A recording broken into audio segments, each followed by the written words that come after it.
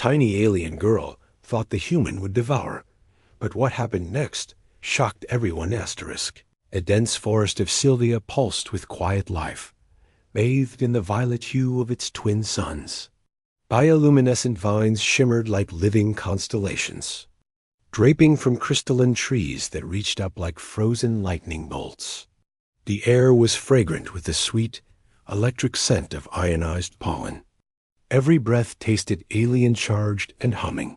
Commander Elijah Blackwood adjusted the collar of his stealth suit as he stepped beyond the perimeter beacon, its soft blue glow blinking behind him. The black, leather-like material clung to his athletic frame, adapting to the forest's shifting climate. He had 6 months of frontier reports under his belt, and all of them were starting to blur together. Strategy updates, threat assessments, diplomatic noise. His brain ached from data streams and sleepless nights. What he needed was real air, and the calm that only unfiltered nature could offer. Leaves rustled softly above him, reacting. Not to wind, but the light. Here, every plant responded to radiation and mood, creating a world that seemed to breathe around him. He moved carefully, alert but relaxed, letting the strange rhythm of the forest seep into his bones. Until something broke that rhythm. A faint sound, not a growl, not a rustle. A squeak. Elijah froze. His eyes, piercing and precise, swept the glowing undergrowth. Then he saw her dot at first. He thought she was some kind of luminescent insect too. Small, too delicate. But as he stepped closer, his breath caught. Lying curled on a bed of pulsing moss was a tiny humanoid figure, barely 2 feet tall, with lavender skin that shimmered like polished pearl and long matching hair tied in a neat ponytail. Her attire was alien, metallic, like a battle bikini forged from silver stardust. And she was hurt. Gently, Elijah knelt and reached down, scooping the unconscious figure into his gloved hands. She was warm, surprisingly so, and he could feel a faint pulse beneath her paper-thin skin. Her head lolled slightly, eyes still closed, lips parted as if in sleep. Then, all at once, her eyes snapped open. They were the color of galaxies, deep, endless, shifting between indigo and gold. She stared at him and screamed, "Please don't." "Eat me," she squeaked, her tiny voice high-pitched and trembling, but melodic, like wind through chimes. "I know I look tasty, but I'm not. I taste awful. Bitter, really bitter." Elijah blinked, stunned. Then the corners of his mouth twitched upward. "I'm not going to eat you," he said calmly, voice low and steady, like coaxing a frightened animal from hiding. "You're safe, I promise." The girl stared, unmoving, her small hands gripped, his fingers trembling. "But you're enormous. The stories say your kind devours ours. That were snacks to you, flavored with spice and lemon." He let out a short, quiet laugh. "I don't eat sentient beings," he said gently. "Not even the lemon-flavored ones." Her eyes narrowed, suspicion giving way to confusion. Then curiosity. "You're not like the stories. Stories aren't always true." He lowered himself to sit on a nearby root, cradling her carefully. "I'm Elijah, Commander Elijah Blackwood, Earth Special Operations." She hesitated. "Lelia," she said at last. "I'm Scyllid. We usually hide from giants like you." "Well, I'm glad you didn't hide too well today." He looked her over. "You took a nasty hit. Want to tell me what happened?" She glanced around grudgingly, then gasped. "My moss. I was collecting healing moss for my village. I slipped. Hit my head. My bag." He spotted it moments later, a small, shimmering pouch caught between 2 glowing roots. "This?" he asked, plucking it gently. She nodded, visibly relieved. "Yes, thank you." "Maybe rest before you head back," Elijah said, adjusting his palm to support her weight more comfortably. Head injuries aren't something to mess with. Lelia glanced up at him, eyes still wide, but no longer fearful. Would you sit with me? Just until the dizziness passes? And maybe tell me more about your world? I'd like that, Elijah replied, as the violet dusk deepened around them. Their conversation flowed. She spoke of crystal resonance, her people's traditions, the legends that made giants out to be monsters. He told her of Earth's oceans and its cities that kissed the clouds. Each word shared was a thread woven between them. When the stars began to pulse above the treetops, Lelia shifted in his hand. I should go, she said softly. But will you come back tomorrow? There's something I need to ask after I speak with the elders. Elijah gave a slow, deliberate nod. Same time, same place. Lelia smiled for the first time. Try not to step on any of us in the meantime. Then, with a graceful leap, she vanished into the glowing underbrush, leaving Elijah staring after her, heart inexplicably lighter, wondering if the entire encounter had been real, or the beginning of something far greater than either of them could imagine. The violet suns of Sylvia rose slowly over the horizon, casting long shadows through the crystalline forest.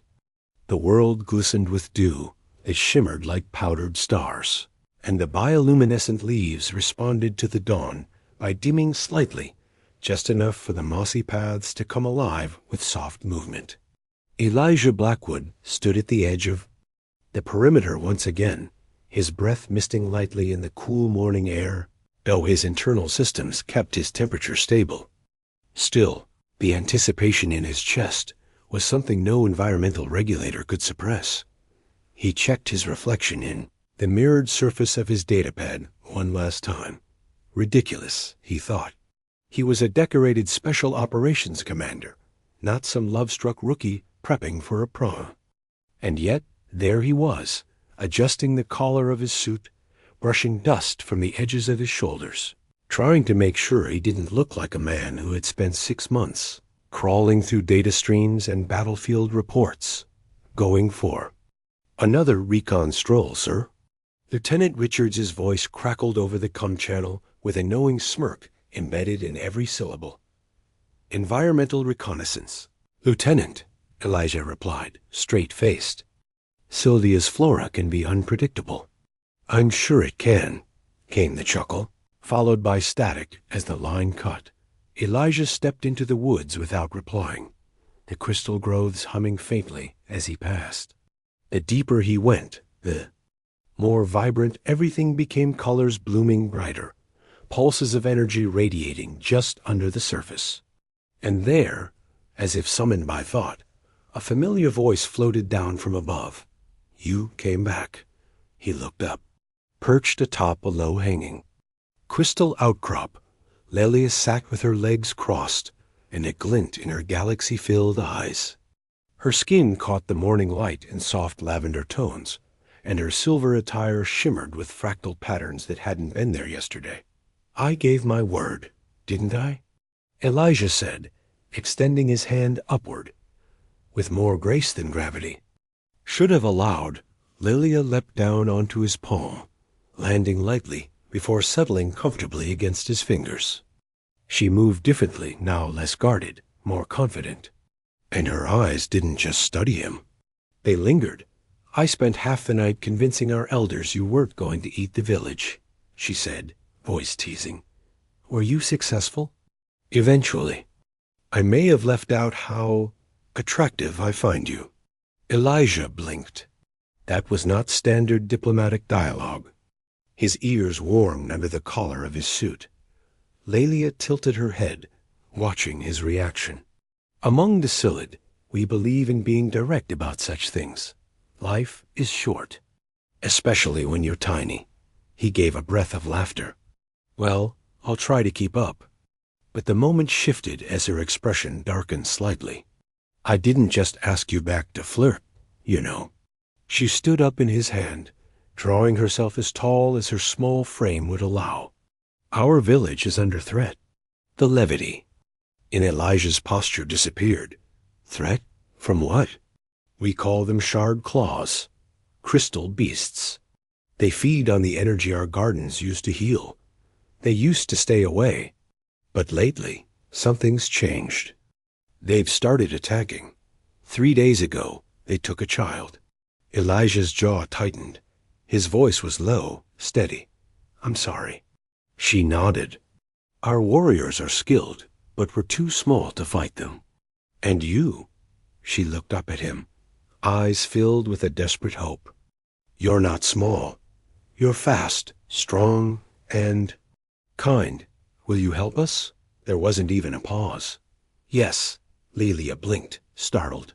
You don't want to know what's in it for you? You need help. Children are in danger. That's all I need to know. For a heartbeat, she said nothing. Then she stepped forward and did something unexpected. She wrapped her tiny arms around his thumb, hugging it. The elders said humans were dangerous because of their size. But they didn't tell us your hearts might be just as big. Elijah gently curled his other fingers around her, not to trap, but to return the embrace. Tell me everything you know about these creatures. If we're going to protect your people, I need to understand the battlefield. She sat in the crook of his hand and began to speak. As she described the shard claws, how they drew power from the crystals, how their claws sliced through the strongest psyllid materials Elijah's tactical. Mind began assembling a mental model of the enemy. But he couldn't help noticing the way she rested her hand on his thumb while she spoke, or how she leaned into his glove when she made particularly grave points. The crystals are key, she said. They give life, but too much energy disrupts. The shard claws balance. We've tried using resonance techniques, but at our size, we can't generate enough power. What if we combined your knowledge with my strength? Elijah asked. Could you teach me how to channel crystal energy? She hesitated, a new kind of tension entering her expression. Yes, but it would require closeness. The energy flows through touch. I would have to guide your movements. Physically, his eyes didn't waver. I can handle it. A slow smile spread across her face, warm and wicked. Good. First lesson, she said, climbing carefully from his palm to his shoulder. Her hand brushed the side of his neck. Close your eyes. Listen to the heartbeat of the crystals. Elijah closed his eyes, and the forest began to sing asterisk. Melody of the forest rose slowly, like the tuning of an unseen orchestra. Beneath Elijah's feet, the ground pulsed faintly with rhythmic light, each moss strand glowing in tandem with some deeper frequency. Crystalline leaves shimmered high above, refracting light through their razor-edged shapes, casting fractal shadows across his suit. But Elijah didn't see any of it, not with his eyes. He listened. Good, Lelia whispered near his ear. Her voice soft as breath, but rich with electric resonance. She sat perched on his shoulder, her tiny hands gently resting against the side of his neck. Do you feel it? The hum beneath your skin? I thought that was just you, he murmured, lips twitching with the faintest smile. You'll know the difference soon enough, she replied, though a playful edge crept into her voice. Focus, Commander. The crystals respond to emotional current, not logic. Elijah let out a quiet breath and stilled. It was unlike anything he'd felt before. Not just sound or vibration, but presence. A thrum that touched the edge of thought. Beneath the static layers of mission data and muscle memory, something primal stirred, something luminous and alive. Lelia leaned in closer, her hand trailing along the curve of his jaw. Now reach for it. Not with your hand, with your will. Push your awareness into the crystal roots beneath us. Let it pull you in. He reached, and the ground answered. A warm surge of energy climbed up through his boots, spiraling through his spine like coiled light. He inhaled sharply, stunned. His neural interface flickered with unreadable data for a moment, then stabilized, as if even the tech had been forced to make room for something older, something deeper. That, Lelia said, smiling against the curve of his neck, was step one. The next few hours blurred into an intoxicating sequence of motion, instruction, and electricity. Lelia guided him through hand movements, elegant, swirling patterns that drew crystal energy into his limbs. Each time her fingers touched his skin, the energy surged sharper, more focused. Her voice was his tether, her presence the anchor around which the energy danced. And somewhere between the lessons and the laughter, they forgot about time. By the time twilight bled into the horizon, the forest had changed.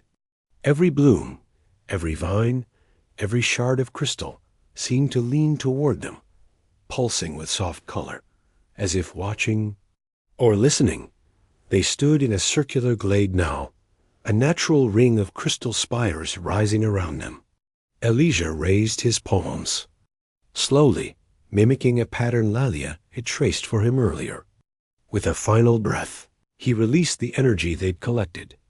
A burst of crystalline light exploded outward, gentle but powerful, rattling the nearby spires and sending a ripple through the forest floor. Lelia, still on his shoulder, gasped as the energy echoed outward. That was. She trailed off, voice breathless. That shouldn't be possible. You amplified my output by 5-fold.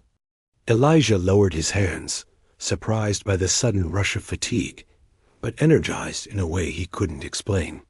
Guess I had a good teacher. Lelia smiled softly, her expression unreadable as she slid down the side of his arm and into his open palm.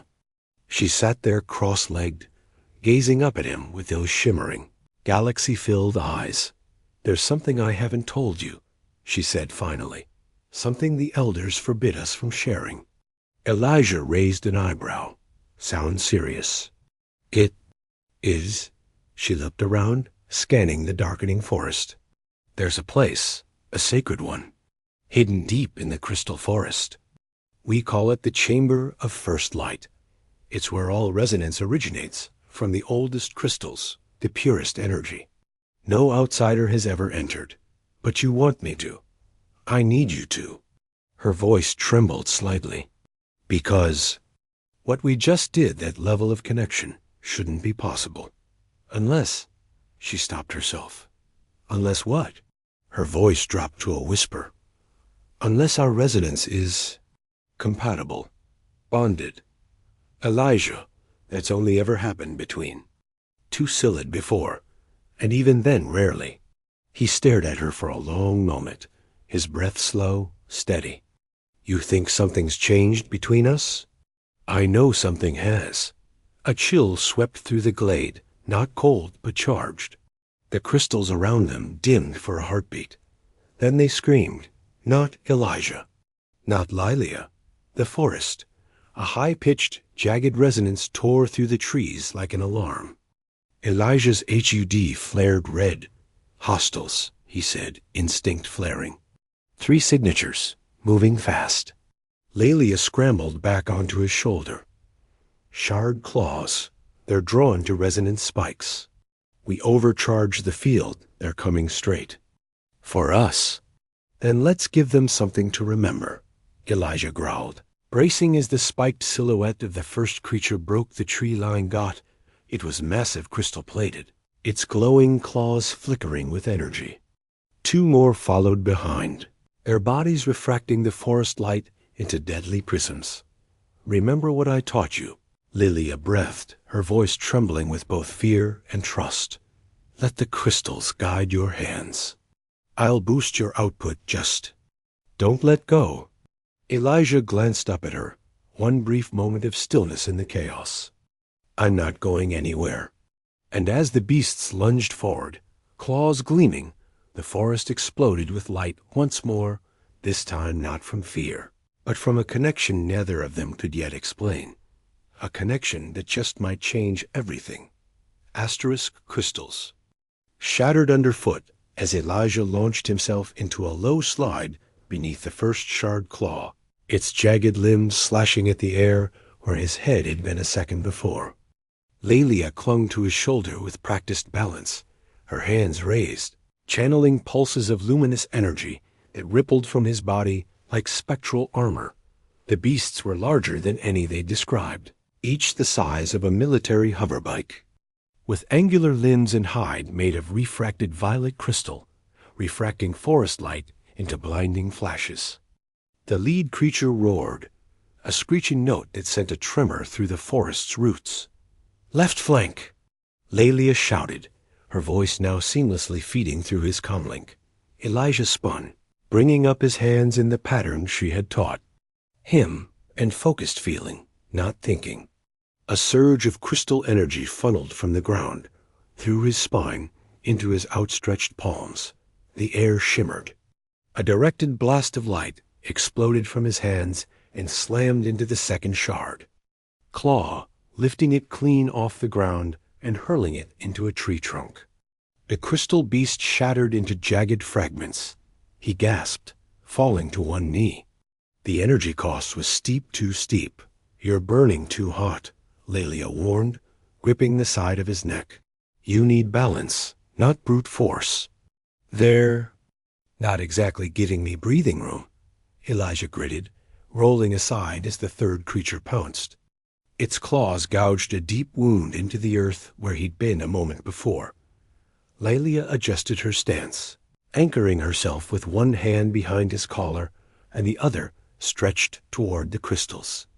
"I'm increasing the flow. You direct. Blend it, don't force it." He closed his eyes, inhaled. The next pulse didn't come as a blast. It came like music. Elijah moved not with force, but with grace, guiding energy like a conductor's baton through an unseen symphony. He ducked beneath the third creature's sweeping claw, twisted, then countered with a pulse of soft, humming resonance. The crystal beast froze its own energy, reacting violently with the harmonized pulse. With a tremor, it shattered into dust. Clearing fell silent, except for the flickering hum of the remaining resonance field. Lelia, still on his shoulder, was breathing hard. Her skin sparkled with residual energy, her hair blown loose by the power they'd summoned. Her tiny form trembled, not from fear but awe. "That," she whispered, "no Psyllid has ever achieved that level of resonance in a single cycle." Elijah sat down hard on a fallen crystal spire, wiping a sheen of sweat from his temple. "Glad I didn't vaporize us instead." Lelia leapt from his shoulder and landed lightly in his lap, her eyes glowing brighter than any crystal around them. "You don't understand. This wasn't a fluke. Our resonance, it's compatible on a level we didn't think was possible. You're not just helping me. You're changing what's possible for my people." He looked at her, brow furrowed. "Then tell me what's next." She turned toward the tree line. The elders always spoke of a sacred chamber deep beneath the roots of the forest.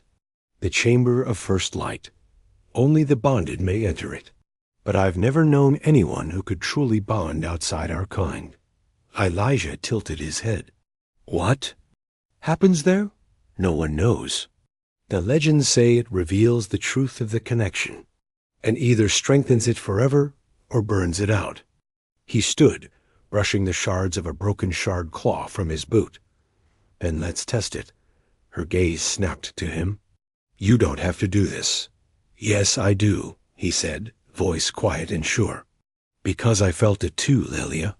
When we fought together. When we moved, it wasn't just tactics. It was you and me." She hesitated, then nodded once, firmly. The forest deepened around them as they descended, Lelia guiding them through tunnels, barely big enough for Elijah to crawl through. He scraped armor, ducked through light-formed corridors, until they stood before a vast crystalline door embedded into the heart of the planet. The door opened not with sound, but with feeling. A pressure in the chest, a shiver of awareness. Inside, the chamber shimmered like the universe had melted into a dome of starlight and crystal. Pillars of translucent stone floated in midair, humming in harmony. The air itself was warm with resonance, alive and watchful. The moment they stepped in, the door sealed behind them. Lelia gasped, Her body began to glow and grow. Crystalline energy surged through her tiny form. And before Elijah's eyes, Lilia's limbs lengthened. Her skin shimmered. Brighter, her voice deepened. She grew until she stood at eye level within still Lilia, still familiar, but resonating in a way that made his breath catch. She touched her chest. It's happening again, but stronger, more stable. The energy around them trembled then. Without warning, the chamber exploded with light. Elijah fell to one knee, blinded. And when he looked up, Lelia wasn't just taller. She was changed a being of crystal and starlight. Her eyes no longer held galaxies. They were galaxies. "Elijah," she said, her voice layered with power. "I think we're about to learn what bonded really means." Elijah rose slowly, his breath catching in his throat as he looked at the woman standing before him.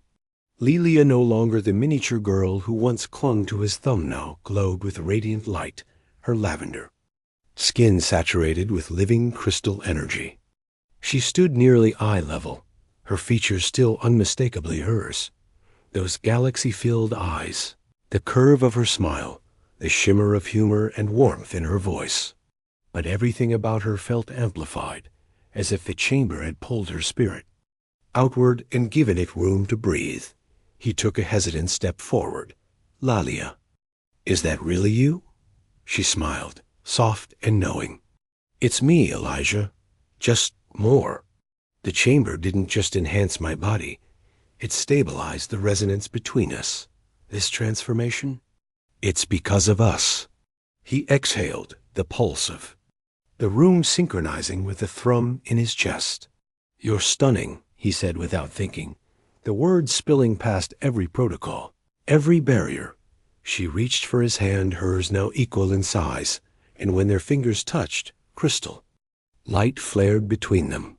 The energy wasn't volatile or dangerous. It was warm, gentle, connected. They stood like that for a moment, two beings from different worlds, bound by something deeper than species, deeper than logic. Lilia's fingers traced the back of his hand, and a small, playful smile lifted her lips. "You realize," she said quietly, "I had to climb your shoulder just to kiss your cheek yesterday." "I remember," he murmured, "but I haven't stopped thinking about it since." She stepped closer. The air between them shimmered with tension and light. "Then maybe it's time I do it properly." Elijah didn't move. He couldn't. Not when Lilia leaned in, her lips brushing against his soft, warm electric. The kiss bloomed outward like a pulse, igniting the entire crystal chamber in a wave of radiant energy that mirrored the surge in their bodies. Power raced through them, but it didn't overwhelm. It harmonized when they broke apart. Both slightly breathless, the crystals still pulsed in rhythm with their heartbeats. "I think," Lelia whispered, resting her forehead against his, "that was the most powerful resonance we've ever created." Elijah smiled. "I think we're going to need a new manual for interspecies relations." A sudden screech echoed from the tunnels, louder, sharper than before. The shard claws, but these were different, stronger. The chamber lights flickered. "They followed us," Elijah said, jaw tightening. "They must be drawn to the crystal energy again, this time stronger than ever." Lilia's expression shifted from affection to fire. "Then we stand and fight." She turned toward the chamber wall, raising her hand. A segment of the wall shimmered, becoming translucent.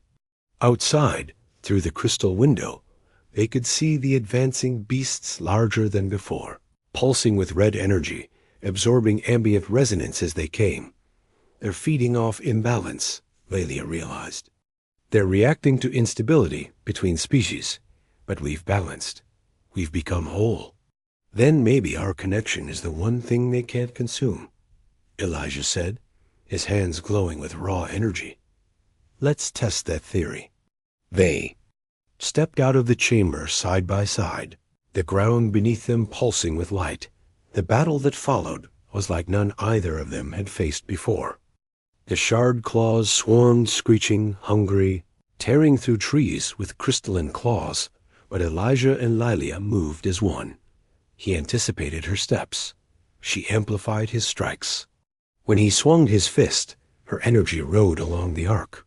When she leapt, he boosted her with a pulse of kinetic force.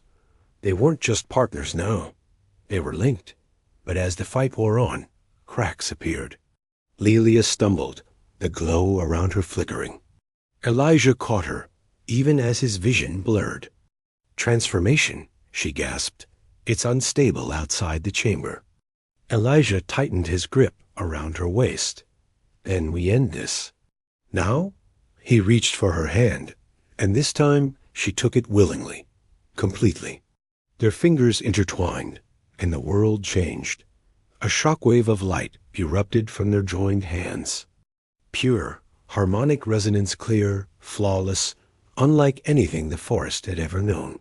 The crystal beasts froze mid-lunge, their red energy fizzing, cracking. One by one, they crumbled not violently, but peacefully, like broken discord fading. Into silence. When the final shard claw fell, silence blanketed the grove. Then, slowly, Lilia's glow faded. Her height began to shrink, her body reverting. Elation knelt as she collapsed into his arms, now no taller than she had been when they first met. Her eyes fluttered open.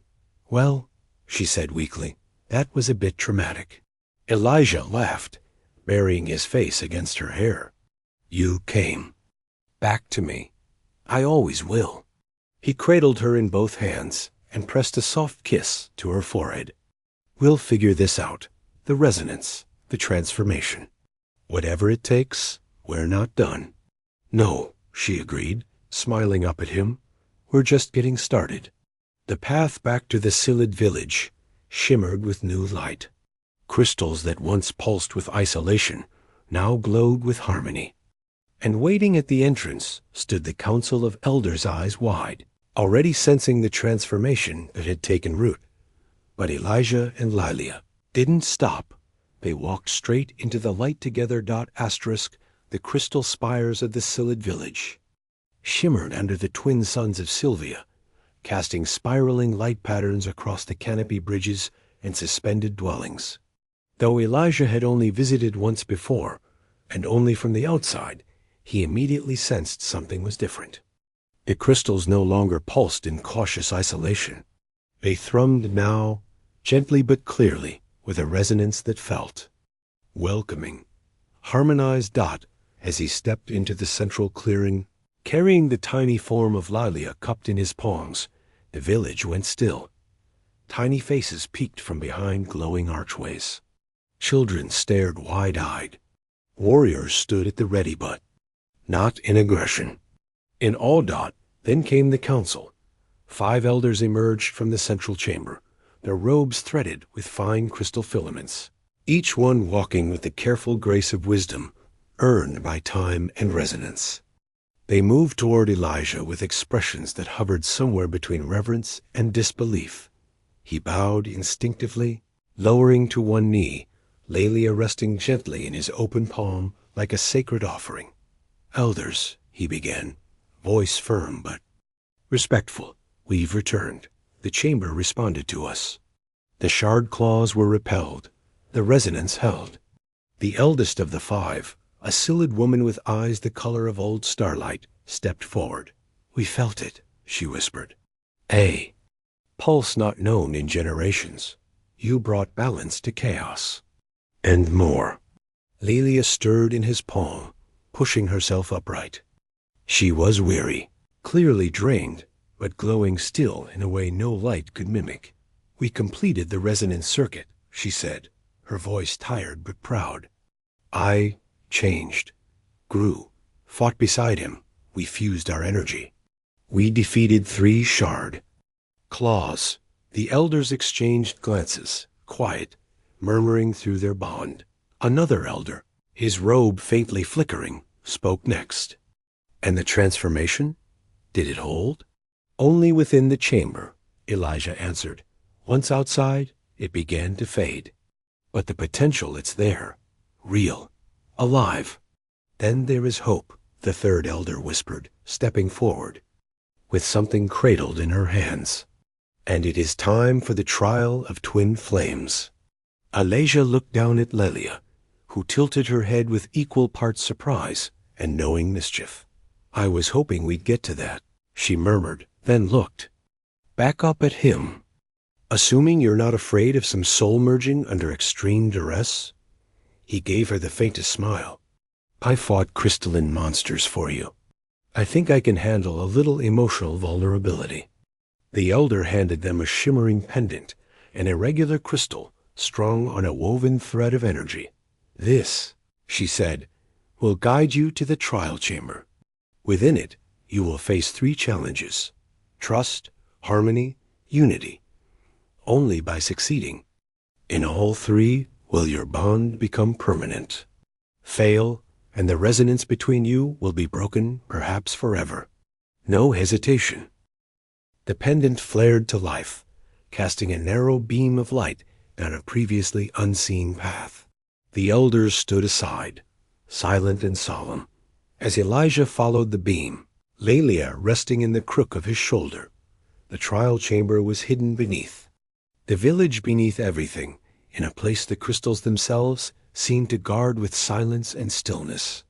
It was not vast like the previous chamber, but intimate.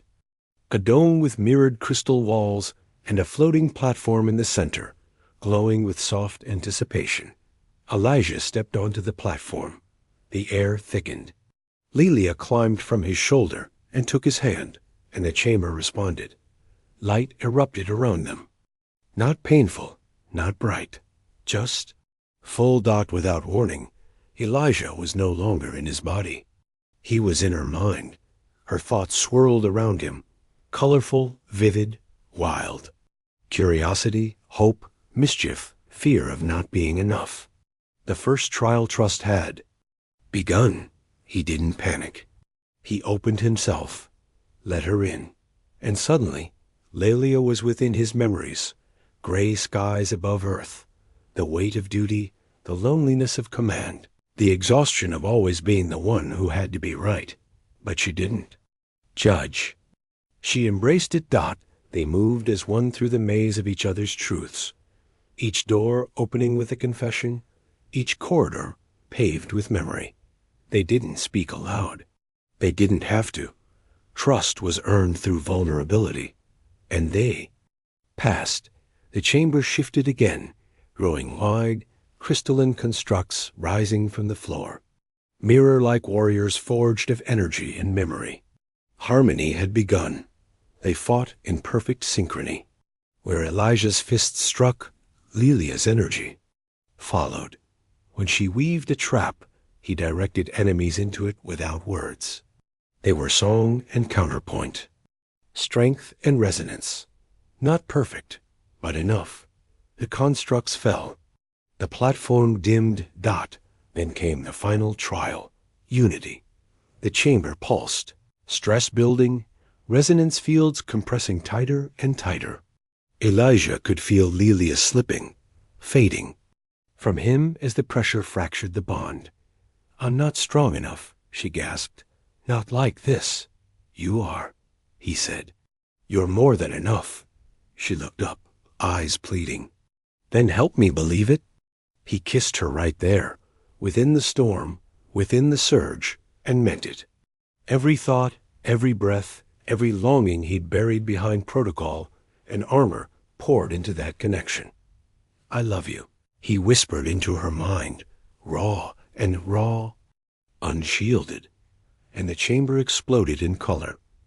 When the light faded, Lelia stood tall beside him, permanently full-sized, radiant, alive, their hands still linked, their bond unbreakable. Back in the village, the crystals sang. The elders wept. Elijah and Lelia emerged not just as lovers or bonded partners, but as something more. Symbol, a beacon. Hope. And far above them, in orbit, a new signal activated a galactic message encoded in the same resonance they'd forged. Other. Species had heard, and they were listening. The galaxy would never be the same. Asterisk the end.